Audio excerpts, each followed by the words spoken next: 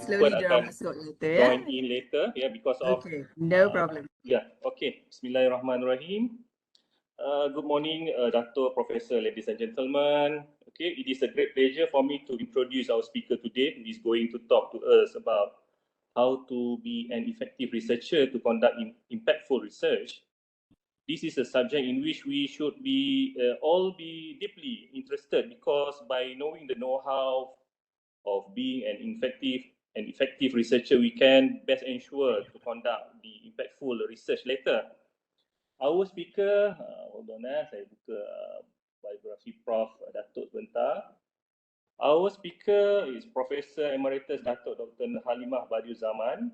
He is currently holder of the Tan Sri Leo Mogi Distinguished Chair in Energy Informatics at the Institute of Informatics and Computing in Energy Informatics, UNITEN. Prior to this, Dato has served in various capacities and roles at University Kebangsaan Malaysia for 39 years, which includes being one of the founder of the Faculty of Information Science and Technology. That number one, founder of the ICT niche at UKM. Number two, and Dato was the founding director of the first Center of Excellence in Computer Science at UKM called Institute of Visual Informatics. Dato was nominated and elected as a fellow of Academy of Science Malaysia in 2009. Over the years, Professor Emeritus Dato Dr. Halimah has gained tremendous recognition in field of computer science and information and communication technology by not just among the academia, but also government and industry, and has played a key role in various collaboration with the government and industry leaders, national and globally. It is through these collaborations that she is able to receive multiple accolades for inventions and innovation at both the national and international levels. Dato has been honored with the title of Emeritus Professor by UKM for her continuous contribution to research and intellectual knowledge that has benefited government, industry, and in the society, both nationally and globally. Dato, Professor, ladies and gentlemen, please join me to welcome Emeritus Professor Dato Dr. Halimah Badioze Zaman. Sila, Dato.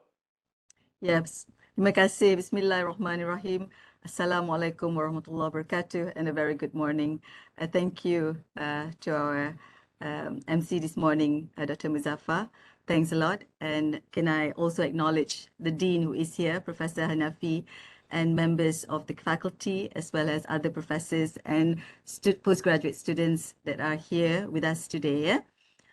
What I'm going to do with you, as mentioned by Dr. Muzaffar, is that we're going to look into how to be an effective researcher and how do we conduct impactful research. I think at the end of the day, whatever that we do, we want to make sure that what we do will have an impact.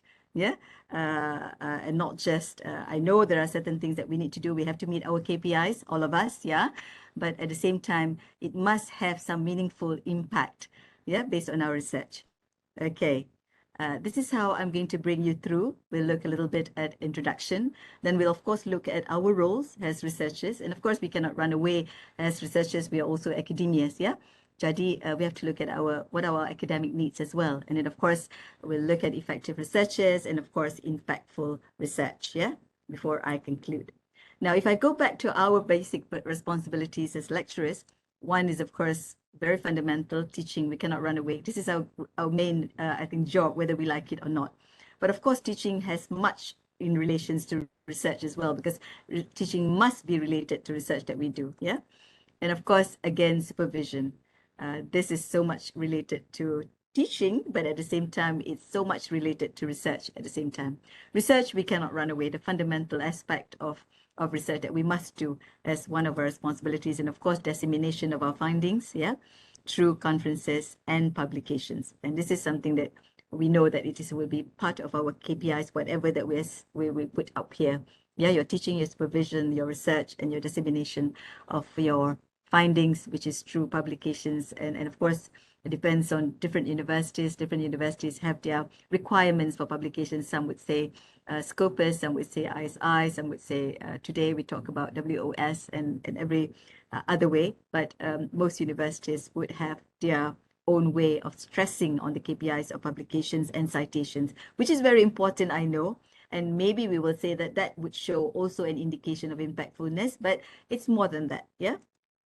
And if we look at the concept of research, yeah, the research becomes a significant role for academics, especially when we are also supervisors of postgraduate candidates, can yeah?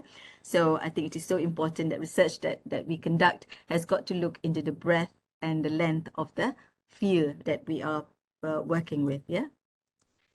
Then if the most important thing when we're doing research is to, as researchers, and of course as effective researchers, is to understand what are we doing actually. The research that we're doing is actually seeking for truth, kan? If not, we won't be doing the research. I think that's the idea, that we're seeking for truth to enhance or contribute the new knowledge to the field and of course to the ummah, kan? Yeah, that's very crucial, seeking for truth. And if we seek for truth, if we look at people who have, looked into the philosophy of research, Imam Al-Ghazali says that one has to be a seeker of truth. If you're a researcher, maybe, yeah, we should be looking truth at this all the time. Yes, we're a seeker of truth. And if you look at people like the Nobel laureates, like Albert Einstein and John Nash, for instance, Albert Einstein, we all know him, can you? So is John Nash, kan ya? If Albert Einstein is on relativity, John Nash is, of course, if we remember, it's on what? Economics, game theory, what else? Yeah, and based on mathematics, kan ya? So both of them says that one has to be a pursuance of truth. As if Imam Al-Ghazali say a seeker of truth, they say we must be also a pursuance of truth. Yeah. And of course, Bertrand Russell, who got 2 Nobel Prizes, yeah? Bertrand Russell got 2 Nobel Prizes. One when he was at the age of, in the 30s, he got in matter, yeah, physics. And of course, he got another one at the age of 70s in literature. So you see the difference there, you know? So these are people who believe that one has to be a lover of truth, he said. Yeah, you have to believe in truth and be a lover, to really love truth, who wants to seek for truth. I think if we are going to be a good researcher, an effective researcher, we have to believe that we are seeking for truth, can? Yeah, we're going to look for truth. So therefore research has to look into I think we talk so much about plagiarism. We talk so much about wanting to find giving the right kind of knowledge, the right kind of factors, the right kind of data, the right kind of information to our to whoever that is going to use our research, right? So seeking for truth, actually, okay, wait a minute, yeah, we said just now, yeah. So if we're seeking for truth, we're looking at that becomes one of our main attributes as an effective researcher. But there are other things, right? We have to have high ethical values and strong work ethics. I think this is very, very important, isn't it? Yeah, to be sure that we work. We have the passion. Yeah, the passion is very, very important. But at the same time, we have to work with strong work ethics in the sense that the amount of time that we give, the amount of the type of knowledge, the kind of data that we're working with, the kind of information that we're working with, we don't do any shortcuts, right? So this is absolutely very, very crucial. And I think as an effective researcher, there must be that curiosity. We don't do a research just because we think that that topic is a very nice topic. Someone is doing it and that's a very nice topic. I think no. I think it is something that we must have that curiosity. What is it that you want to find out? That's the reason why the problem statement then becomes very, very important. You know, when you have that curiosity, that real curiosity that you yourself feel, you know, otherwise you cannot find it, yeah? And creativity and critical thinking, of course, comes within it. It's so important that how you develop that problem statement. I think that's the most crucial in any of our research and to be an effective researcher. Yeah. And of course, we have to have logical thinking. I think that is absolutely crucial to have that rationale, that despite the fact that we have that creativity there. I think this is where, if we talk about the brain, yeah, I think we need to use both sides of our brain. It's so crucial. We use both sides of the brain, the creativity as well as the logical thinking. Very crucial if we want to be an effective researcher. We can't just expect to be looking into just one aspect of our logical thinking. Very important to have that logical thinking, of course, but there must be the creativity. Yeah. Then, of course, free from prejudice. I think most of the research that we do, we mustn't have preconceived ideas. Yeah. If we already know the answer, then we don't need to do that research. I think that's quite clear, isn't it? So therefore, we have to be free from prejudice. And of course, exercising healthy skepticism. Of course, you can have critical thinking. You can have, something that you're not very happy about it. You can be skeptic about it, but at the same time, it must be a healthy skepticism. Yeah, that means there is some fundamental things that there are some positivity there. Yeah, and of course, including the ability to reflect and to use hindsight. I think very, very important. Yeah, the ability to be able to reflect back at a certain point whenever that you are doing your research, and of course to have a feeling of hindsight, yeah, while you are doing your research. The other thing that is so important is, of course, to have the problem-solving skills. I think this sometimes we forget, yeah, the ability to look into things, and the ability to problem solve, the ability to think of your statement, and the ability to how do we solve this problem is absolutely crucial. The one thing that we always forget, I think, is good project planning and management. When I was doing a big project, every time when I have a project that is cost above, I've been very, very lucky in my life. Yeah, I started off as a very young lecturer at the age of 27. In my early 30s, I had a huge project under the MSc. Yeah, at that time when MSc status came up, and then they had the flagship, and I was leading a flagship of a smart school. Yeah, and that particular project, we got 12 million. Right? We were the only university that was involved. I mean, there were so many universities that went in, but at the end of the day, they were shortlisted, yeah, what we call ROs, and the only university that remained at that time was UKM, together with 12 other ROs, we call it responding organizations that were from industry, yeah. So when I did that big, huge project, and later on in my life, I realized that I need project management. So what I did was I actually registered our team with CMMI. I think this is very important. I don't know how many of you know about CMMI. It's Capability Maturity Model Integration. Yeah, and this is actually done at CSEI, which is Software Engineering Institute in Carnegie Mellon, USA. Yeah, they have their agents here. So if you are interested, it's quite expensive, of course. So if you have big research costing like millions, when I did this I did in 2009. 2009 I had another big project which was 6.7 million under the Techno Fund. So that one I actually registered with MMI. So UKM was one of the only universities, IPTA, that had registered with MMI. They're doing capability maturity model integration, which is a very good way of project managing and making sure that the process that you're doing for your research will, of course, give an outcome that would be of an international level. I think this is very important. Yeah. Because at the end of the day, when you talk about impactful research later, we want to be sure that it is of an international standing. Okay? It has a certain standard. Yeah. So that's why I did that. Yeah. Then, of course, the ability to look at your own performance. Yeah. The ability to do performance management of yourself. Sorry, there's a mist of A there. Yeah. Performance, yeah, management of self, and members of the team. That means you are able to manage yourself well when you're doing your research, especially when you are a leader in a project. I think it's so crucial, yeah, that you are able to manage yourself as well as members of your team. Yeah, managing doesn't mean that you override them. No, yeah, managing means you are working together as a team. It is so important that leadership comes with team building. Yeah, working as a team, very, very crucial. Yeah. And then to understand scientific and cultural philosophies of research. I will go into deeper this one later. You will see. I have a diagram on that, yeah, to understand what is the difference, yeah. It's so important to see the scientific aspect of research. Kita from the sciences, computer science, yes. It's so important for us to understand the technology, plus the scientific, what other scientific kind of research that we do, experimentation maybe, but there are other things, yeah, that would be involved in scientific, especially when it is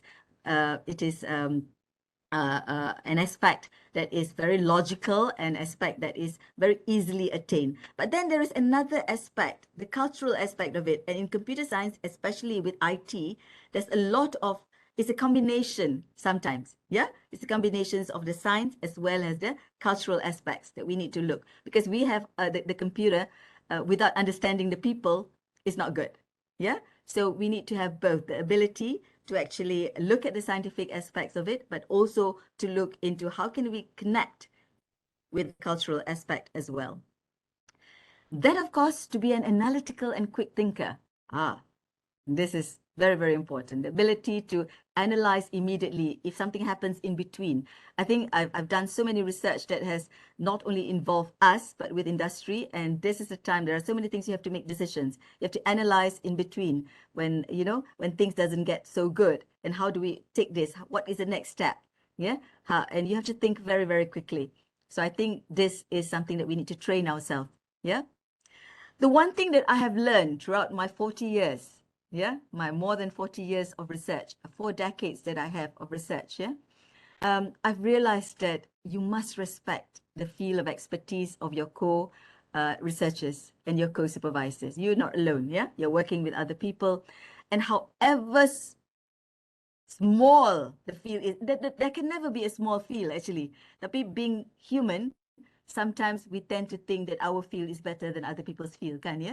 Tapi tak sebenarnya, ya. Every field is as important. I think this is the first thing that we must do as an effective researcher, is to realize that our field is not the only field that will solve a problem. And we know today that most of the problems, and if the problems has to be if the problems have to be solved, and if it has to be an impactful research, it must be a combination, a multidisciplinary, always, yeah. And when you do multidisciplinary, there must be respect. Yeah, there must be respect in every field. Today, we find that we cannot do science research without the social sciences. That's very important. And therefore, there is a need, yeah, to respect the field of others.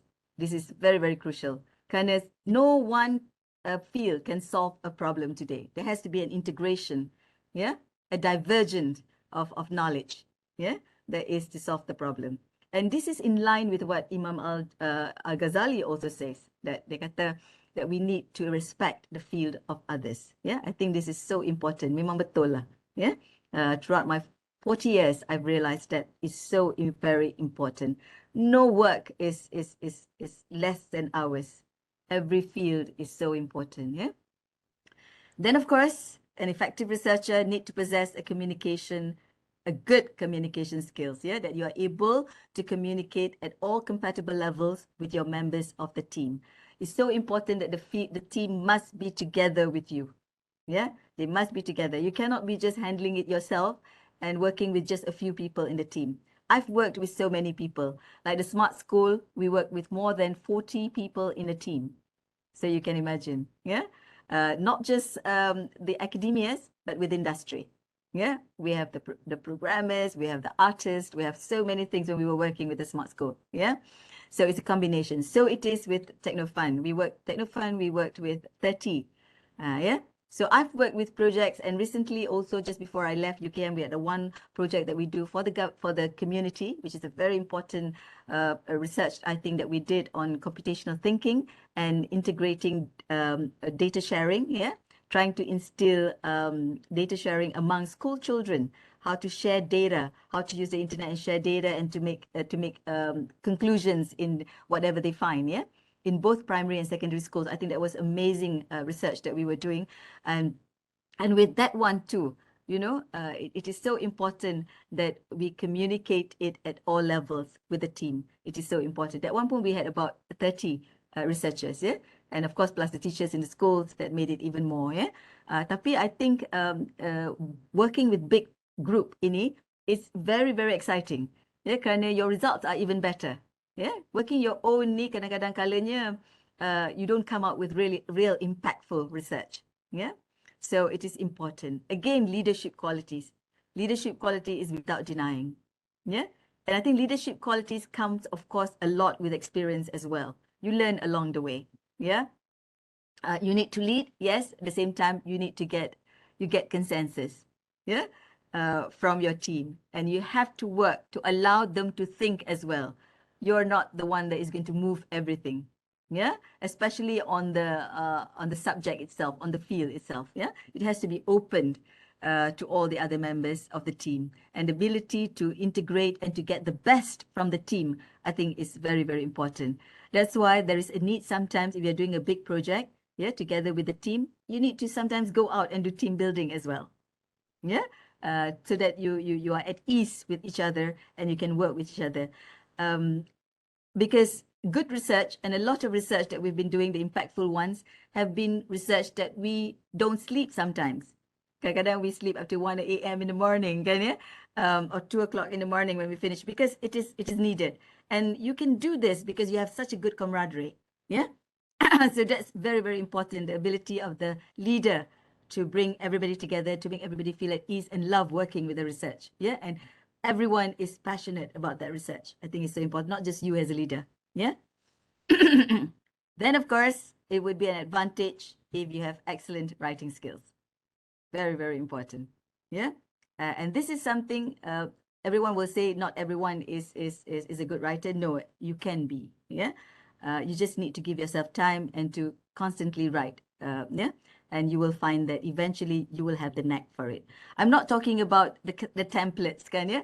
Because of the fact that today we can have Q1s and Q2s using certain templates of the journal articles, punya templates, kan ya? We can do that. Tapi I'd like to think that we are writing because we have the capability to write, and the capability to write any form, any type of articles, yeah, whether it's in a newspaper, whether it's for the public, whether it's for community, whether it's for your fraternity, whether it's for the experts, yeah. So these are the kind of things that I think we need to train ourselves along the way. I'm sure some of you are young that I'm talking to, and you have a long way to go. Yeah, you have time, yeah. Of course, the other very important thing is we talked tadi about truthfulness. We talk about seeking for truth. And of course, accurate and verifiable data is so important in the collection and attention to detail, yeah? Because this would give you that credibility, that work of ethics that we were talking about, yeah? And of course, seeking for truth, yeah? Identifying, citing, and reviewing appropriate sources. This is crucial. We don't just put any sources. You know, I know that kita punya students kadang-kadang dia orang dah habis dia orang punya research tu, baru dia orang pergi cari tu kan, yang mana satu yang appropriate ni nak taruh ni. Kan ya? But that's not the way it should be. Yeah? So we're trying to tell the postgraduate students as well now that it starts from the start. Yeah, when you're doing a literature review. Yeah, it's so important that you identify which are the one that you should cite, not just because you have to cite. Yeah, I know now with all the kita punya KPIs and with all the rankings, we do certain citing, that there's always the trick of doing citings that will bring your university up. Okay, sometimes you need to do that, but I think let's be truthful to ourselves. Again, I came back to the truth and the ethics of work. Yeah, and therefore we need to identify, cite, and review appropriate sources that is really for the work that you are going to do. Yeah. And of course, eventually draw clear and meaningful conclusions. These would then show the impactfulness as well as the effectiveness of you as a researcher. Now, I like to bring you to this. This is one of my favorite movies. I've not been able to show it to you, yeah, because it will take so much time. I wish I could. If I was with you face to face, I would have shown clips of this research, of this particular movie, yeah, because I like it, because I think if you have the time, look out for it, Beautiful Mind. This is about John Nash, the Nobel laureate who won the economics Nobel Prize, but he is a mathematician, yeah. I think he got this on trust. Yeah, that's right. Yeah, he did on Fourier analysis. He did game theory, and of course on trust. Yeah, so that's how he got that Nobel Prize. And one of the things that I would like you to see if you look at this movie is to look at how Princeton, because this movie actually shows Princeton University, yeah, and how the good practices that happens at Princeton. Yeah. And in Princeton, what happens is that when new students come in, we have postgraduates with us today. So I want to tell you that at Princeton, and maybe this is something that University Sabah could think about, at Princeton, when they come in, the first thing that the lecturers and the supervisors would do is to motivate them from the start. Yeah, and they would ask them questions like, who would be the next who would be looking into the next Morse problem, you know? And who would be the next Einstein? And Einstein was actually working at Princeton at that time of Nash. Yeah, during Nash's time, Einstein was there at Princeton teaching. Yeah. So jadi, it is so important that you motivate them with people that they know, people that they, you know. So you can use all these people, these novel laureates, and to inspire young people. Yeah, I do that because I think it is so important. I was so lucky when I was young. I was inspired by Bertrand Russell because my brothers had books on Bertrand Russell, and I started reading them at a very young age when I was even in school, you know. So I knew them when I was very young. So I think it is so nice to actually bring this forward to young people and to make them feel that there are somebody that they can look up to, yeah, whether it is local or foreign, uh, uh, uh, uh, researchers, yeah, so that they can emulate or feel that they want to be like that one day, yeah. So Princeton University. Now, when we talk about pursuance of truth, yeah, to be an effective researcher, I believe in this, yeah. To find truth is so important in research. In Arabic, they call it ilm or ilmu, knowledge, yeah. To find truth in knowledge, né? I think we need truth in knowledge for various reasons. One is for our cognitive need, yeah, the ability to look at the secrets of the world. I think very, very crucial. I think that's why we're doing research. We're trying to find out, there's so many things on this earth. There's so many knowledge, you know, and if we look back on at least us as Muslims, and I'm sure those who are non-Muslims as well, if they can look back at their own religion, I'm sure it's so important for them to look at how do we acquire the revealed knowledge, the knowledge that is there, out there in this world. Yeah, and of course the acquired knowledge. Yeah, the revealed knowledge that is revealed by the different religions, and of course the acquired knowledge that we have. How can we find these secrets through the secrets of the world? How can we solve these problems so that we can make better things for the people in this world? Yeah, we are facing climate change at the moment. Now, how can we improve that? Yeah, climate change is a terrible problem right now. We have one of the biggest crises that we're facing in this world today, yeah, is climate change. And the other one is, of course, war. Yeah, so these are very important things that we should be looking into. And of course, COVID-19 is going through, it's passing into its very important stage of recovery. So I think this is something that we can be looking at. And of course, wisdom. Yeah, very, very important. Then, of course, there is that affective need. We're doing research because we want to search for truth. Yes, but there's also that affective need. We say something to do with emotion, the feeling of joy and accomplishment when you accomplish something. Kan? I think it is so very important. How many times have we felt so good, yeah, when we've managed to accomplish something and we see it being replicated and used in community. Lagi nice. Yeah, when we see the community using it and we can replicate it back in another state, ke? We do it in one state and replicate it in another state. How wonderful is that feeling? So I think, yes, why we're doing research, why we're seeking for truth, this is one of it, yeah? Now, the other thing why we're seeking for truth is, of course, spiritual need.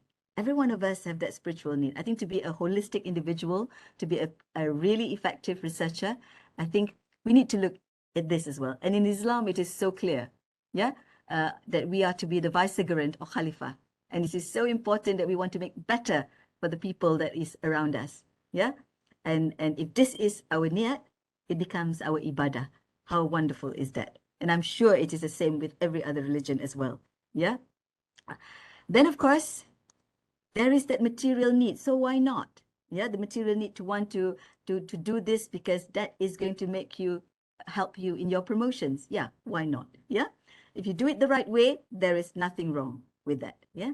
And lastly, of course, why we're seeking for truth, this pursuance of truth when we're doing research is actually for extensionalism. I think very important to bring this back to the ummah, to bring it to the community, to ensure that what we do is applied, can be applied back to the community. I think that is very, very important. Again, I talked about the importance of research, that your research has to come up with real good data because we are seeking for truth, right? So we need to be ensuring that the data and information that we give out there, yeah, is actually the truth, kan ya? And when we're looking at research, when looking at data, we always need to understand that at the very lowest level, there is that data, but at the very highest level, you have that knowledge and wisdom. Yeah. And most of the time, data is actually raw data that looks into one specific entity. Yeah. You only find data in its raw form that has no meaning. Yeah. Before you handle it, it has no meaning. But once you handle it and put it together, yeah, it becomes more meaningful. And that's the information that we have gathered. It adds more value to it as you grow higher. Once we have brought this together, the information, and integrate it with what we already know and use it as part of our research, that becomes the knowledge that we are contributing. I think that is important. At the end of the day, we are contributing that knowledge. And of course, we hope that with this knowledge that we have and with other experience that we have gone through, knowledge always goes with experience. And this is where we have our wisdom. Yeah, the ability for us to use our wisdom in the right way, so that at the end of the day, we can actually contribute the best back to the Ummah. I like to go back. I love universities, and therefore I love the university life. I could have gone to industry many years ago. Yeah, along the way of my life as an academic, I work a lot with industry. And industry used to tell me, Prof, even when I was a young doctor, they said to me, Doctor, you are in industry material. What are you doing here in the university? But no, I knew what I wanted. I think it is so important. I almost left. I did almost join industry just before I got my professorship. You know, almost left, but I'm glad I stayed, because the university and knowledge is what I love. It's not so much the money at the end of the day. I understood that. Yeah. And that therefore, I wanted to bring you back to Oxford University. Now, Oxford has this practice. I want you to look at practices. So the first one just now, I showed you Princeton University, the practice for young lecturers, yeah, for young postgraduates when they enter. Now, at Oxford, they have this movie called Iris. If you're looking at the movie, Iris, Educated Mind. Kalau tadi was Beautiful Mind. Now, if you look at this movie, Iris, they're looking into educated mind. Yeah. Which means that we are lecturers. We are supposed to have that educated mind. Yeah. Now, this is Dame Iris. Yeah. She has left Oxford. Yeah. And she's invited. Oxford has this practice of they would call their lecturers that has left, particularly their emeritus, and of course there are other non-emeritus, as long as they are professors that were there before. They are always invited for a dinner to give a dinner talk. Yeah. So one of the lectures that the Dame Iris gave was on the educated mind, which means that the knowledge that we have, what she was trying to portray was that every knowledge that we have done in this research, it has to be, it changes sometimes depending on the context. Yeah. Therefore, we need to integrate it with other knowledge. The ability to integrate with other knowledge, the ability, that's how the educated mind works. Actually, yeah, it's not just in our field. So again, seeking for truth means that you need other knowledge in order that you have that real educated mind, yeah, that we're looking for. When we talk about, again, effective researchers, we're looking at pursuance of knowledge. Kita kata tadi, pursuance of truth. Again, we are also looking at pursuance of original work and novelty. Yeah, original work, very difficult. Yeah, but at least novelty perhaps we can reach. Yeah, original work is people who finally did it, like the Nobel laureates. Yeah, it has to be real original work, but one day we will, I think. Yeah, I don't want to say that Malaysia will never reach. I remember Academy Science many years ago. We worked out a formula, and we say it takes about 30 years to produce. Yeah, and we know that we're going to produce one in 2050, because we did that in 2020. We said that, you know, by 2050 we'll get one Nobel laureate. Let's hope so. Yeah, in 2050 we have another less than 30 years to go. Yeah, and we hope that one day we will get that. But this pursuance of original work, ni kita kena start from now, which means that when we're working with our postgraduates, this is what we should be telling them, that yeah, looking out for original work. And looking out for original work always have to be, that means the work that they do has to be publishable, but has to be applicable at the same time. Publishable and applicable. Very, very important. Yeah, they need to be published. They need to publish. Yet at the same time, the work that they do must be applicable. Kalau it's applicable to you find that a lot of Nobel Prize is based on fundamentals, but at the same time, those fundamentals are applied. Yeah, just like what I say just now about work on trust by John Nash, to work on other chemists that has won, and physicists. Everything that we see that they work on is actually, yes, is based on fundamentals, mathematics and chemistry and physics and too, but at the same time, it must be applicable as well. Yeah. So research conducted and methodology adopted is based on knowledge contribution towards best research practices in the pursuance of original work. Ini dia ya, original work and novelty. And I think novelty memang kita dah push that on our postgraduates, kan? And our young lecturers. So I think this is so important that we continue to do that. Yeah, and this is what we also in the end would call impactful research. I want to go now to MIT. We've looked at Princeton, we've looked at Oxford, and I want now to go to MIT. I don't know how many of you watched this Good Will Hunting. I remember my son was in England, and I at that time, yeah, and I was, and he knew that I love to watch movies that is related to university. So one day he called me up and said, "Mommy, look out, Good Will Hunting. I'm sure you like it." So yes, I saw that movie, and of course I liked it very much. Yeah, the ability for us, to look at exceptional talents. As a researcher, for you to be able to look at exceptional talents and students. If you look at this movie, it was very interesting because he was not a student. He dreamed to be a student, a very smart guy, exceptional genius, yeah, but he was actually a janitor. And he solved a problem that was put up by the professor, yeah, on the board. Outside the camp, outside outside the classroom, yeah. So in MIT, which is a very good practice, which maybe University Sabah can think about it, every year the lecturer will put up a problem on the board outside the class, yeah, and anyone can try to solve it, yeah. And this is something to instigate a good practice, a scholarly good practice, yeah. And researchers, I guess we must think of that. A good researcher must also be able to link it with our teaching, kan? So I said that teaching cannot be without research. Students will know, yeah, whether that researcher that lecturer is a good lecturer, because a good lecturer will always link research with, because it just cannot be based on textbook, yeah. So that's the reason why. So Good Will Hunting is a very good movie for lecturers to realize that sometimes, we cannot take for granted.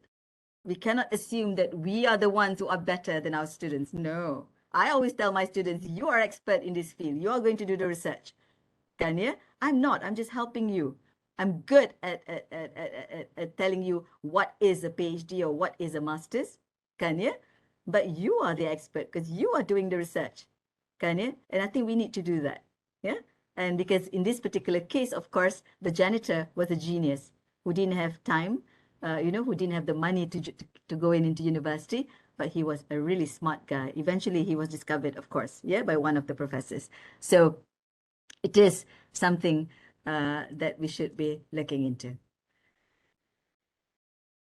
I think the ability to integrate role as supervisor to research students in is absolutely crucial when we want to be an effective researcher, because it's a double kind of life that we are leading. Yeah, we are a researcher, but we are also supervising, and I think it is very important. And one of the things that we need to do as supervisor with our students, which we need to remember, is of course periodic meetings.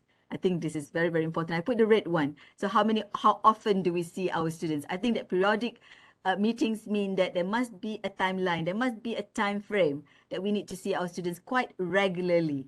That's why it's periodic meetings, yeah? Not just suddenly out of the blue you teringat or you've forgotten about the student, suddenly the student come after 2 months, 3 months. Kan ya, dah tak jumpa dia lama, suddenly they appear. Kan ya? So these are something that we need to look into, because effective researchers have to constantly pick up with their students at the same time, yeah, to be a good supervisor at the same time, yeah, to familiarize with rules and facts and acts of the university. I think this is very important. Sometimes we and of course relationship.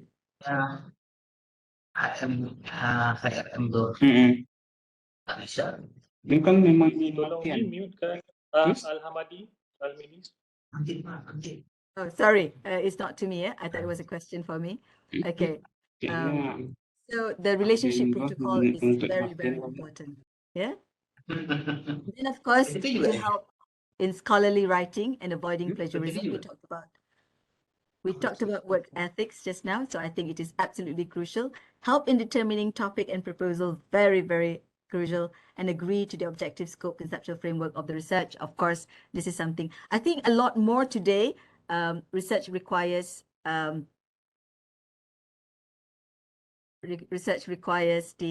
framework, yeah, which before we never asked for frameworks, but today I think it's good for the students to be able to understand the whole research and to look at the framework, yeah. Non-disclosure is where we're doing research and where industry is there at the very beginning. I think it's nice if we can have research that industry is also interested in. When the PhD student is doing some work or a master student doing some work and the industry is interested from the start. I think that is good. And then we can have a non-disclosure agreements, yeah, between the industry and us. And of course, developing data collection. And of course, the other thing is language competency. Very, very important. Yes. Now, ability to communicate effectively with researchers, I think very important. Yeah, when you talk about leadership, we had a time the other day when it was a lockdown, and I think it was not easy for researchers to continue to move on with their research. But I think we had, thank God, the technology that is available today, kan ya? So despite of the everything else, yeah, the technological change was able to help us to go through, kan ya? From the conventional to an electronic communication. We could have face-to-face later, but before that, we have to have it online through teleconferencing, video conferencing. Of course, we can still do the email, telephone, video, WhatsApp, whatever. But again, we can still continue. That was the beauty of the technology. Yeah, I think that we realized that, and that is something that we need to continue today. Okay. And effective researchers are also good writers, as I said. We talked about impact journals. We talked about Q1s, Q2s, which we cannot run away, kan ya? Whether we like it or not. But this doesn't imply it is impactful research. Yeah. So yes, it can be one of the things. It can have an impactfulness if we are able to publish in a good journal. Very, very important, of course, so that other people read it, so that we are able to disseminate it to other experts and the rest of it. But basically, when you are publishing in an impact journal, you're looking into the structure, the logic, and the argumentation. Very, very important that these three aspects is there, right? And the structure will be based on the structure of the actual journal. Yeah, because the actual journals sometimes have different structure, which you have to follow. And of course, you have to have that logical sense, the critical sense, in order that you can write it in a manner that is easily understood, but very much logical, and the argumentation is clear. Yeah. So this is very, very important in order that whatever results that you're doing based on your research is publishable and applicable. Yeah. Then, of course, ability to review literature effectively. Now, this are various ways that we can look at how literature that we are going to look at. And the way we put it up, yeah, the way we actually look at the literature review and put it out effectively is very, very important. Yeah, you have many ways by looking at the structure. In the structure, you have the deductive, inductive, and the positivism way of looking at it. And that is, of course, looking at it in quantitatively, or whether you look at it on descriptive way. There are many ways of looking at it, whether you're looking at it on ontological issues. Ontological issues are real issues, yeah, real life issues. And then, of course, epistemological issues are issues based on your field, yeah. And of course, other issues that you're looking at, data collection, rhetorical issues. And of course, then when you look at logic, you're looking at, again, whether it is inductive, deductive, or normative. That is formal logic. In science, it is quite clear. You have certain formulas. You go through that. Yeah, you go to certain formulas. You have rational models. And then, of course, you have certain aspects that you have to go through, the everyday logic versus the sciences. Yeah, because science is, of course, absolute knowledge. Yeah, absolute logic. Yeah. And of course, then you're looking at other things as well, whether it is the Western science or the mythical beliefs, yeah? And of course, your methodological assumptions. What are the kind of assumptions that you're looking at? Again, when you look at argumentation, you have what you call the Toulmin's practical and philosophical structure approach to evaluating arguments. And of course, you also have another method called Fisher method of evaluating arguments. Now, you can look at this, look out for this too. Either way, it looks into the logic, it looks into the structure, it looks at how you can argument and based on evidences. Yeah. So your evidence would be your data that you're looking at. Your evidence would be the if you're in computer science, of course, you have both. Yeah. In computer science and IT today, we have both the fundamentals. Yeah, when you're talking about the fundamentals research, and we're looking into other things. Even in software engineering, you still need the aspect of the human side, and therefore you need to have also kind of interviews that you do in order that you get the right kind of specifications for the product that you're going to create. Yeah, so it's absolutely crucial that you look into all these aspects. I talked just now about being an effective researcher. You need to understand scientific and cultural philosophies, and this is, of course, very, very important. Now, basically, there are two types. Yeah, one is, of course, the correspondence theory of truth by Popper, and of course, and Russell. Yeah, you're looking about thinking based on fundamental scientific research, which is so fixed. Yeah, which is absolute formal logic. Yeah, which means that if I throw a coin up in the sky, it's definitely going to fall down, isn't it? Because the universal law of relativity, right? The physical phenomena, it will never go up, right? So it is very deterministic, it is certainty, it is predictable, and you reject self-reference. Kan?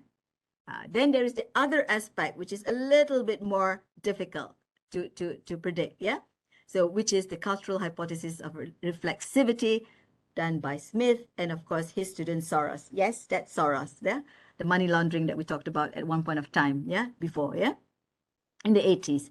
Then again, yes, in this particular hypothesis, the thinking, and then of course the reality is based on the social cultural phenomena and conventions, and it is based on how people relatively see things. It's based on the human side, so which means it's not formal logic, right? It's not the hard science which is clear. Yeah, the formula is clear, the law is clear. Yeah, so in here it is not so clear. It will be based on the acceptance of the public and the society. So therefore it is indeterministic, uncertainty, unpredictable, and it of course accepts self-reference. Yeah, so these two kind of philosophies is something that we need to be assured of. Now, if you want to be a good researcher as well, you must understand research thinking. I think the matrix of research thinking is very, very important. Yeah. So you have this quadrant, and within this quadrant, you have rationalism, empiricism, existentialism at the bottom, and of course, you have idealism at the whether you see at the left side of the quadrant. Now, look out for this this little egg that is moving about. Yeah. Now, at the first quadrant there, you see realism and empiricism. Yeah, the ability to look at things. Yeah. Realistically, in a rational, in a logical form, but based on data. Yeah, based on empiricism, data, empirical research. Yeah. Then, of course, you have this thinking, this research thinking of empiricism and existentialism. Existentialism is not that easy, because existentialism is something that you're born with, your beliefs, your thing, yeah, that it will affect your findings in when you do empirical research. It will somehow affect, because there are certain beliefs that you have already born with, yeah, that is difficult for you to accept certain things sometimes. But then as a researcher, that's why we say we need to seek for truth, kan? The importance of truth. Then, of course, there is this other quadrant where it is existentialism, where you are born with, and then your idealism. Yeah, there are certain ideals that we want to reach in our research, in our experiments that we are conducting, when we're doing certain algorithms. Yeah, so we're looking at that, and of course, at the last quadrant, you have the idealism and rationalism. You have your idealism, then of course you have your rational findings. Yeah, your rational thinking. Again, you have to be supported by empirical research. Yeah, so this quadrant is so important for you to think, looking into the matrix of research thinking. Yeah. Now, if we want to understand the different thinking, structure, logic, argument approaches, yeah, as a researcher, as effective researchers, we have to understand that there are different types of thinking and different types of approach to argumentations. Yeah, there are the rationalists, there are the empiricists, existentialists, the idealists, interactionalists, linguists, Femists, Marxists. You have the ethno-methodologists, you have the post-structuralists, you have the behaviorists. So these are the different types. Now, I don't need to tell you all this, which you can actually search for it, but you can actually guess from here, isn't it? After what I have spoken much earlier in terms of rational thinkers, in terms of empirical research, in terms of existentialism, in terms of idealism, in terms of how you need to be, what kind of interactionist that you are, how good you have to be in terms of language, how good it is that there are sometimes, of course, your thinking and your argument can lead to based on your gender, but we hope not, yeah. And of course, your idealism as well. Some people are more socialist than others, and so these are certain things that we should be looking at. Some people just don't put that in their thinking, in their research. Some people, of course, look at how do we do research when we try to be in the ethnographic approach, which is really good, actually. Yeah, this we learn from the anthropologists. Yeah, scientists have learned from anthropologists that we need to be together. Just like Nash realized that in order that he have original thinking, he has to be together with the people. And that's actually how he found out how he got his Nobel Prize. Yeah, he was in a bar, you know, and he actually solved his problem in a bar by being there with the people every day and learning that you know, actually when you're gaining something for an individual, that you're satisfying an individual would satisfy a group, and that helps his thinking in economics. Yeah, which is different than what economists normally used to think. Yeah, so this is very important, I think. So that's the reason why we say that there are different types of thinking, different types of approaches, and sometimes it just happens naturally, just like Nash. I don't think Nash actually looked into social science research, but at the same time, he did it naturally in that process. So therefore, based on that thinking tadi, that quadrum, yeah, how we are actually born with certain things in our thinking, how we actually have idealism, how we all are quite rational and logical in certain ways as researchers, yeah. And of course, as researchers too, we do have our idealism, and as researchers, we know that data is important, yeah. Now, to understand structure of argument, again, making a statement usually and providing sufficient reason through evidence is actually very important so that others can accept. Therefore, that's why in a lot of research that we do, we need to find that evidence. Yeah. So these two components are very important, making that statement and making sure that this statement is actually supported by evidences. Yeah.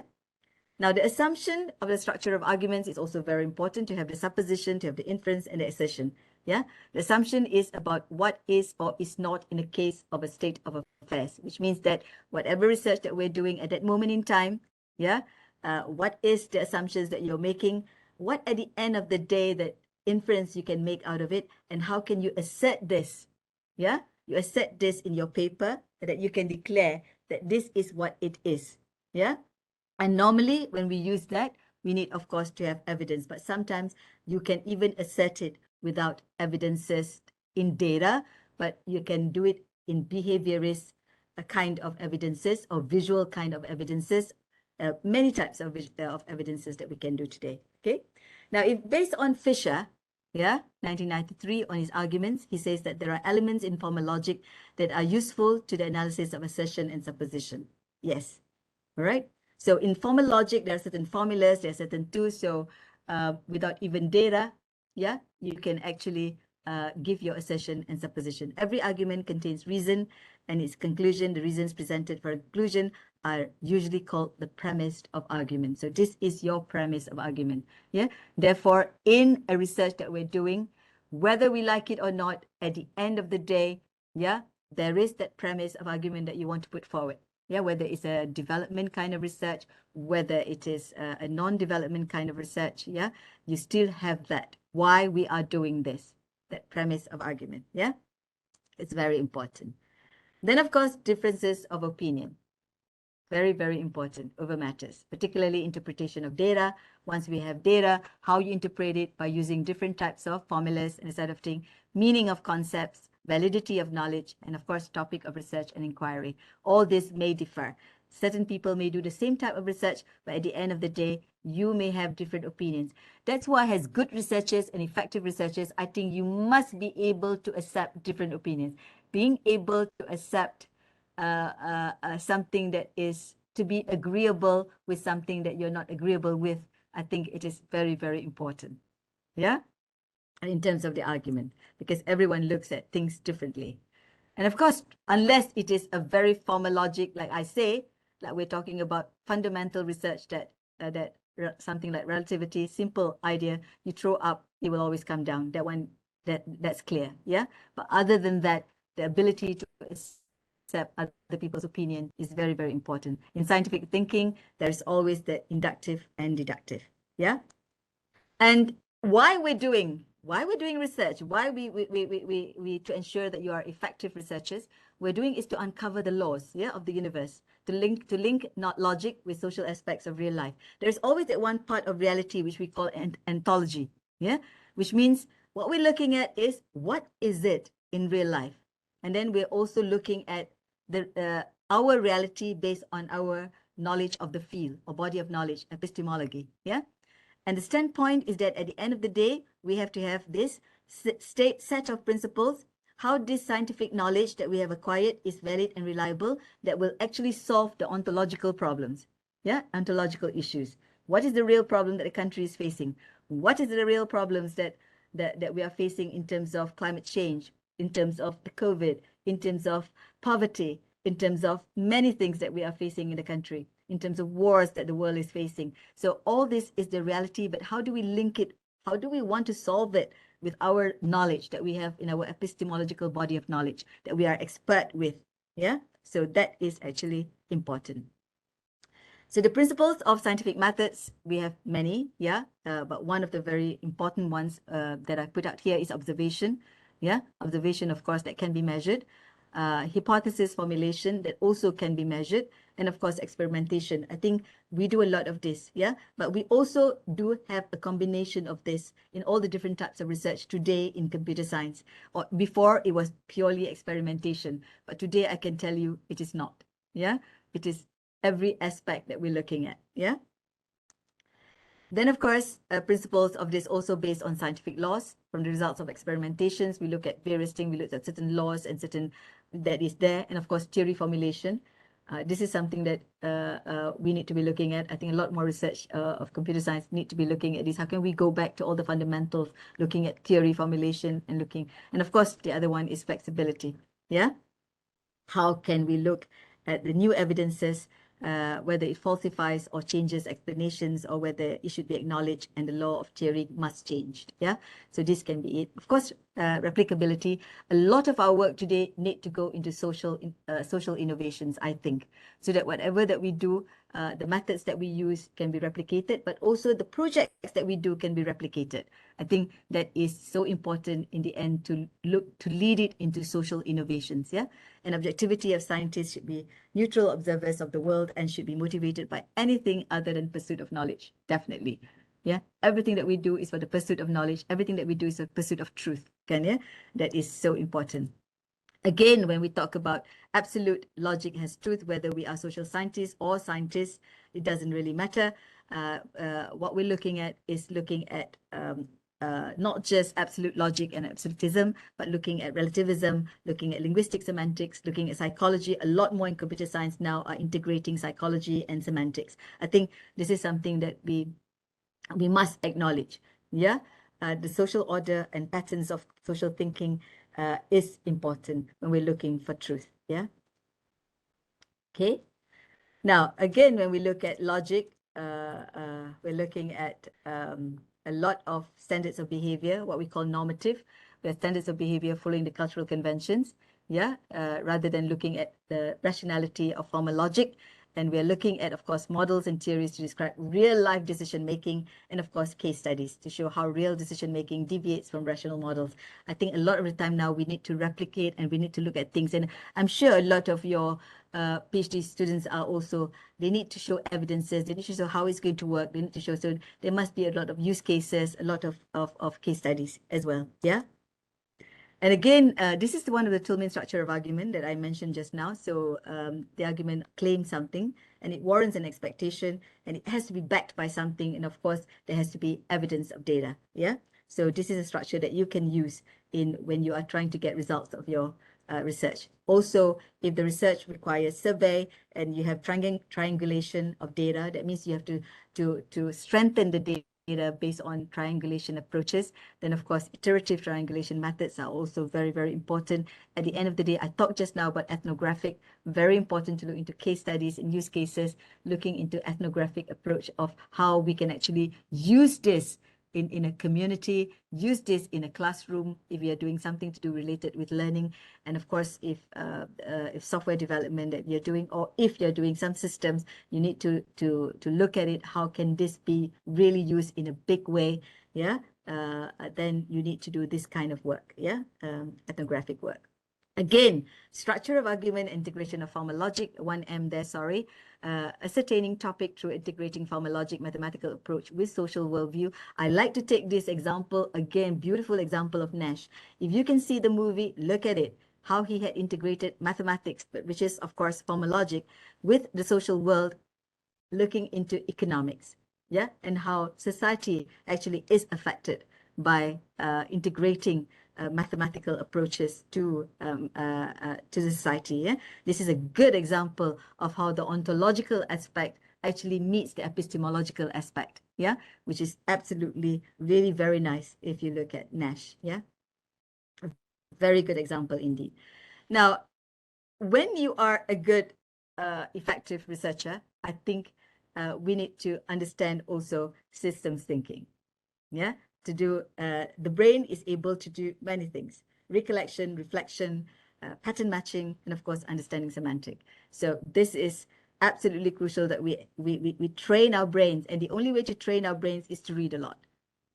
Yeah, not just read your field. This is something that I would like to tell you. I think I've learned along the way for the last 4 decades how important it is to understand other people's world and to integrate that knowledge. I think the brain is capable of integrating that knowledge. It is like a hook. Each time you get new knowledge, it will hook to itself. And this expands. How many a times, you know, we have been able to the only way to solve a problem of the country, solve that little problem of research, no problem, technical research.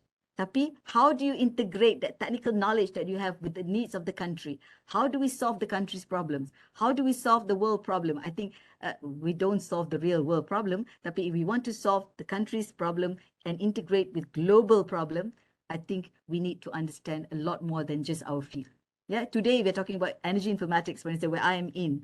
I've only understood the computer science part of it. I've never learned about energy. But the fact that I understand energy, and I've been reading a lot, and I think it's so easy for me to integrate energy with informatics and be able to help UNITEN and the country on how do we do this? How do we integrate this and therefore help the country to energy transition? And that's what I'm helping the country now in setting up a National Energy Center. How important it is to integrate knowledge so that you can convince the government that we need something like that. And I hope to spearhead it through UNITEN. Yeah. So these are the kind of things I think how important systems thinking is, to be able to act and plan and do and study, and to be able to, there's many ways of how you can do this to train yourself, yeah, in order that you can actually, this is another method, yeah, the wheel of learning by Sage. I think it is quite out there already, which you can actually see. People are already using it, and of course, if you look at the Tahitian learning method also, you will see the loop and how reflecting, doing, connecting, and deciding, it is absolutely important. Brainstorming, we've been doing it. Clustering, we've been doing it, but we don't do it effectively. So this is so important that, you know, in your teamwork, in your you use systems thinking, and you use this hexagons field. I think we've all done this, but we've not done this sometimes effectively. So it is so important to look at specific techniques of how can you do brainstorming that is effective and clustering that is effective, so that at the end of the day, you get good results.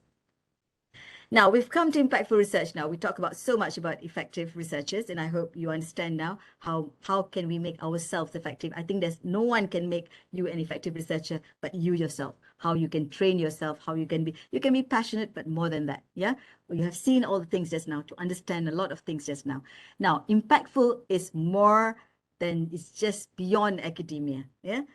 We talked about publishing. We talked about citations. We talk about H index. Those are things that must be there, yeah. And any impactful research that we do must be publishable, must be, as I say just now, applicable, right? But it must go beyond that, yeah. It must benefit economy. Now, how do we make sure that whatever we do in computer science, yeah, can be marketable.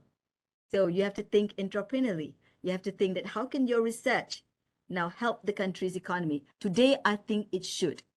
Because of the fact that we are a digital economy, we cannot run away. We are contributing to digital economy. So we need to think about that. How can this affect the markets of the economy? Yeah, very crucial. Looking at society, how can your research be impactful to society? How can society gain from your research? How can we change the culture and the heritage of the country? Can we? Yeah. I think with computer science, a lot we can do. Yeah. Public policy and services. We can't formulate policies, but we can help the government to formulate policies. I think this is what we can do. Yeah. And if we can come up with policy papers. People think that when you do research, you can't come up. I've done a few already with computer science that I've come up with policies, yeah, for the government. And the only way to do it is that you have planned it earlier, and then you bring in the government agencies within your discussions for your policies, so that at the end of the day, whatever policy paper that you're doing, you start off with a brief, and at the end of the day, you do the paper and get the agency to accept it. Yeah, and to use it. Once you accept, they get to accept and use it, this will also gain your university in MIRA. Kan ya? Tapi at the same time, it makes an impactful research. That your research goes out to the government. Yeah, it goes out beyond just your shelf after you have finished your research. Yeah. So of course, impactful to health, production, to environment, international development of quality of life. Yeah, I think absolutely crucial. And this can be manufactured, not limited to beneficiaries such as individuals, how it can gain certain individuals, certain research you do to improve, I don't know, improve learning of individuals like ADHD, what else? Down syndrome children or whatever, yeah? So all this are individuals, but it can also help governments, organizations, government, industry, communities, and including the indigenous people. I think absolutely crucial for you to do this, kan ya? And regions and other entities. Now, as I said, impactful research is more than just meeting your deliverables. Yeah, you have your deliverables to meet, you must. Yeah, but it's more than that. Publishing journals, Q1, Q2, more than that. Creating IPs, you must, but more than that. Getting international grants, yes, more than that. Yeah, and meeting TRL's highest levels. Yeah, but actually, impactful research is more than that. Yeah, it's benefiting. I must stress this. I cannot stress this more. Yeah, it must be benefiting to individuals, organizations, communities, and regions and other entities. Yeah, and of course, it has to have impact on the product, the process, the behaviors, the policies, practices, the avoidance of harm or waste of resources. Yeah. This is very important. That means you have not wasted the resources that was given to you. You have trained the young lecturers. You have trained your research assistants. You have trained your research officers to be better research. How do you train them? Again, as I said just now, CMMI is a good way. Yeah, so this is something that you could think about. Credible, truthful, reliable outcomes are important. That would give the impactful quality processes. How do you do quality processes? That means you have good quality project management approaches. Very, very important. Again, the choice of methodologies and the measurement methods that you use for impactful results. I think that is very, very important. Involve fundamental and applied research, applicable for use. We had a great discussion at the roundtable discussion recently I had on energy, the setting up of the National Energy Center. Industries were there, academias were there, government was there, and of course there was always the argument between industry and academia on what we mean by research that is really, really good. Yeah, because the industry would like applied. But as far as we are concerned, the applied cannot be done without fundamentals. Therefore, we must continue to do fundamentals, but yet at the same time, if we bring in industry at the very beginning, both fundamental and then applied, I think they can see the need of it. It's very important. Yeah, the applicable of this use to community at the end of the day to come up with social innovations that would benefit the community. So this would be impactful. Documenting your process is so important.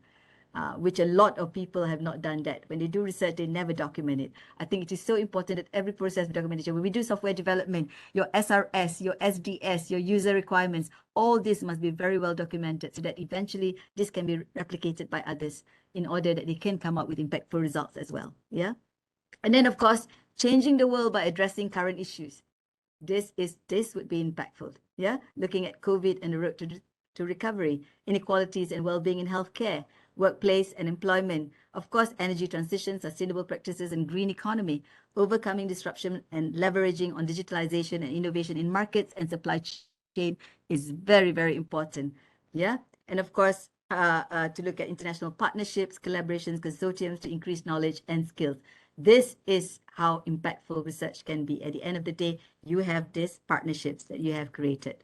And of course, effective research and impactful research are achieved through applying research direct to community, government, industry, and the rakyat, formulating policy briefs for national or international policy formulation, meeting experts in the same research field, getting papers of the research accepted as seminal papers, very important, not just any papers, but seminal papers, keynotes that you're presenting at very important functions, very important conferences, very, very important, experts in the field. Provide a ground for live presentation is absolutely crucial.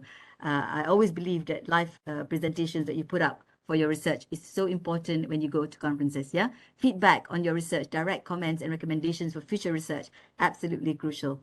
And making linkages for future collaborative research through this impactful research is absolutely important. To national and international networks for collaborative research is absolutely crucial. Yeah. Again, funding and grants from national and international organizations like EPU, European Union, yeah, Japan, Malaysia, China, Malaysia, GapField, ASEAN. These are all very good international conferences that can actually come up with real impactful research, because definitely they're going to use globally. ASEAN, for instance, I've done a few of ASEAN. They have very simple research. Recently keluar kan, just last 2 weeks on the ASEAN grant, you know, so it is very, very important that you look out. And definitely, you know, that this will turn out into policies of ASEAN. So these are the kind of things that will come out with impactful results. Yeah, it's so important. Consultancy projects that will benefit industry to solve company and national problems. I think this is something that you should be doing. Clear, realistic objectives of the project. Research background, very, very important. Summary of relevant past research. State new or extension of previous research, very, very important. Synopsis, precise and concise methodologies, clear activities, theoretical framework, outputs, collaborations. Again, benefits of the project, as I say, again, I cannot but stress when you talk about impact. It must contribute to the economic, it must contribute to policy, community, human resource development. IPs, very important, yes. Again, it must benefit infrastructure. Creation of new labs, new center of excellences, yeah, that people have not thought of, that can benefit not just your university, but the country. Special equipment and accessories, budget, of course, and potential commercialization at the end of the day. Very, very important. I think it has been a long concentration for you, more than an hour now. I promised not more than 1.5 to 2 hours. But again, I want to remind you that I'd like you to bring back to Bernard Shaw. Strange, he says, how much you've got to know before you know how little you know.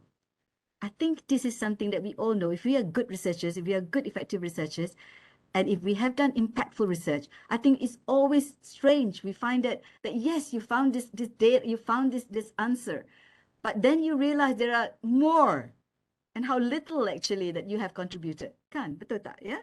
Then again, if I want to bring you to this, to be an effective researcher, to conduct an impactful research, I think it has to be done from the soul.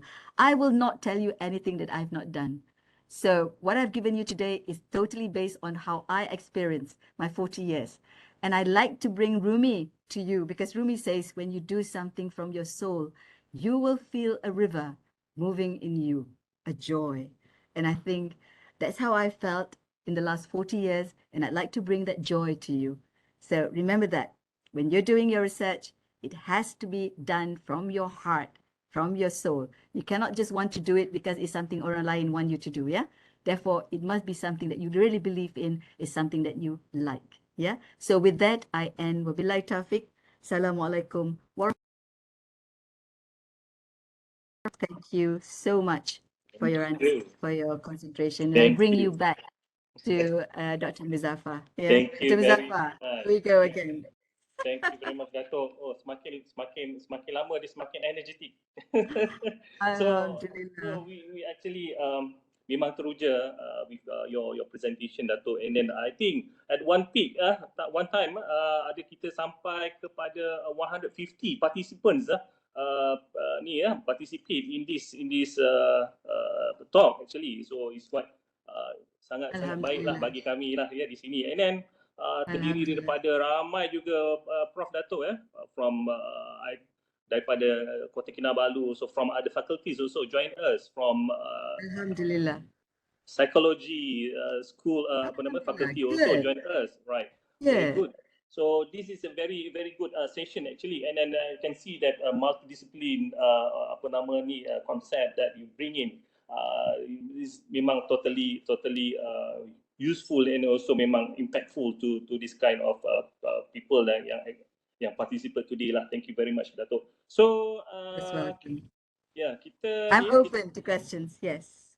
so we open for a few questions, I think. So I think we can sekejap saya tengok ke chat box bentar. So got one question here from Dato from I think from Prof Bablu from KK, and then to what extent the Malaysian universities are proactive in the term of research on climate change. So Okay. itu yep. Thank you. I can answer that. Yeah. Okay. I'm glad you asked that question. Yeah. We have many universities, kan ya, that's looking into climate change. In fact, kita ada Center of Excellences in climate change, macam UKM, for instance. UKM has the IPI, which is really a center in climate change. Then we have, of course, Lestari in UKM. Then again, we have lots juga the University of Malaya. And also the UTHM. We have also the I don't know whether Sabah ada tak? Do you have a center of excellence, anything to do with climate change, anything to do with energy? I'm not too sure dekat Sabah. Yeah. Tapi I'm sure words on climate change ada, kan? I'm sure ada. It cannot be tak ada, kan? Mesti ada, which I hope to bring in as well. We are, as I said, setting up a center of excellence at the national level called National Energy Center, which will be spearheaded by Intern. If I can answer, Prof, yes, we do have. I think a lot of universities are looking into climate change because we are looking it as a very serious problem, kan ya? I think it is a crisis now, kan ya? And to top it all, kan ya, because of the war, it has affected energy. Dah lah climate change, ya? Dah ada. Then you have the crisis of the war at Ukraine and Russia, and this is affecting Europe terribly. In fact, UK at the moment, dia punya regulator, macam kita punya regulator is the Energy Commission, kan? Dia punya regulator have just announced that they are cutting the price of utility electricity increase 80%, not cut, yeah, increase 80%. Can you imagine? Bukannya reduction of the 80%, tapi increase the price 80%. So you can imagine how the people will be suffering. Winter is coming, yeah. So kita belum lagi, but one day it will come to us. Kan ya? One day it will come to us. So therefore, we have to take climate change seriously. Kan ya? So I think memang it is a serious matter, and therefore we see it as serious juga, and that's the reason why we're setting up the National Energy Center, and we are hoping that this National Energy Center will look at energy transition and will also help in green technology and of course to help in climate change.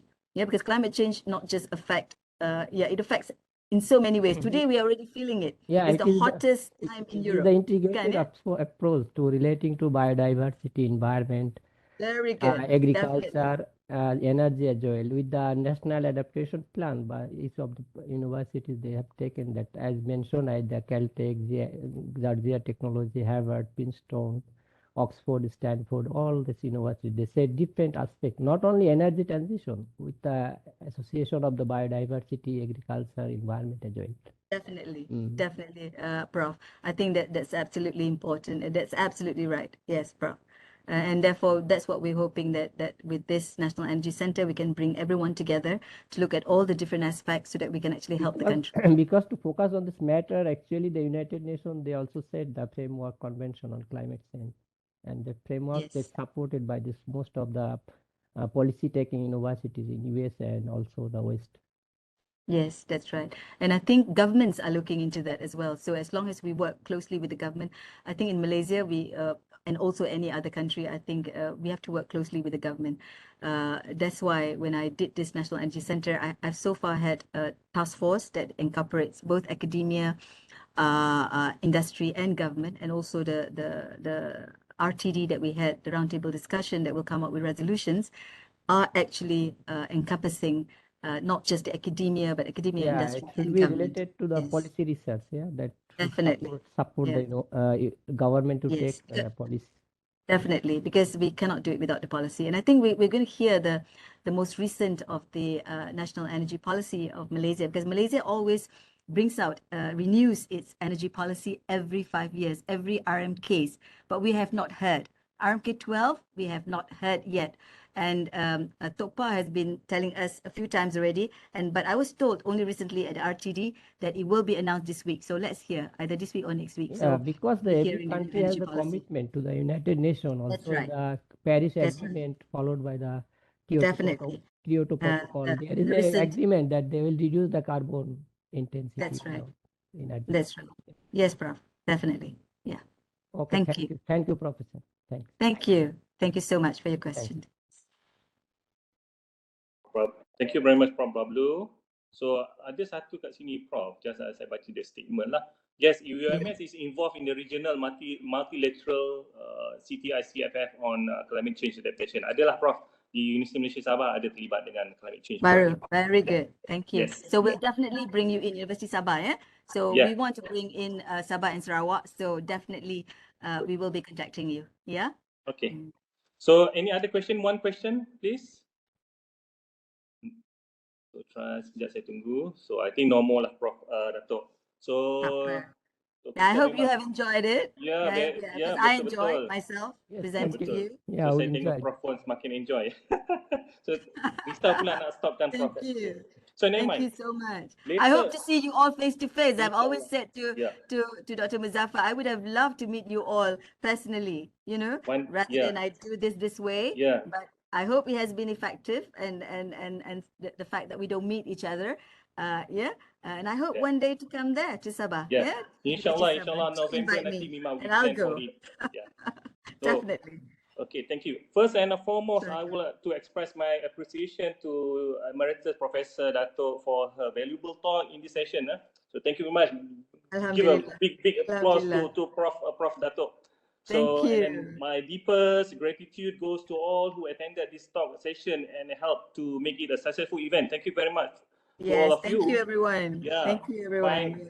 Finally, my deepest thanks, of course, reserved for the Secretariat for their priceless contribution for running the smooth event.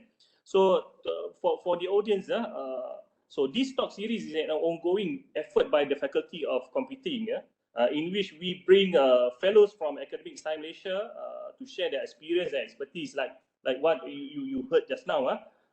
So we will do a lot of this talk series in the future. And then definitely one day we'll bring all these fellows, Academic Science Malaysia to Universiti Malaysia Sabah physically, inshallah. Okay, thank you. Till we meet again. Yeah, Dato, in another series of talk coming in the future. Thank you very much. Thank you. Thank you very much. Waalaikumsalam warahmatullah. Bye. See you again, inshallah. Thank you, Professor. You can share the slides. Yeah, you can share the slides with everyone. I'm okay. Boleh. Yeah. Thank you. Share the That's right. Thank you, Thank Prof. you, Prof. Hanafi. Yes. Thank you, Prof. Dato. Appreciate. Yeah. Thank you. Thank you so much. Yes. Assalamualaikum. Waalaikumsalam warahmatullah. Thank you, Prof. Thank you so much. Thank you. Thank you.